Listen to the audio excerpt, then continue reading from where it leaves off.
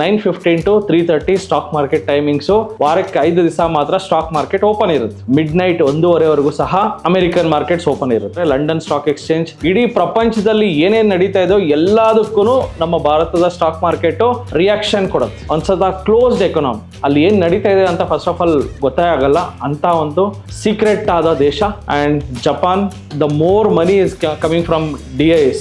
120 ಲಕ್ಷ ಕೋಟಿ ದುಡ್ಡನ್ನ ನಾವು ಇನ್ವೆಸ್ಟ್ ಮಾಡಿದ್ದಾರೆ. ಪ್ರತಿಯೊಂದು ತಿಳ್ಕೊಳ್ಳೋದಕ್ಕೆ the very important website that is nifty. ನೋಡಿದೆ ಸರ್, ನಿಫ್ಟಿ ಗ್ಯಾಪ್ ಅಪ್ ಆಯ್ತು ಸರ್. ನೀವು ನಿಫ್ಟಿ ನೋಡ್ಲಿಲ್ಲ ಪರವಾಗಿಲ್ಲ, very important index to watch. The same thing will happen in India also. ಒಂದು 31% ರಿಟರ್ನ್ಸ್ ಕೊಟ್ಟಿದೆ. ಬೇರೆ ದೇಶಗಳ ಕಂಪೇರ್ ಮಾಡ್ಕೊಂಡ್ರೆ outperform the stock market ಅಂತ ಹೇಳ್ಬೋದು.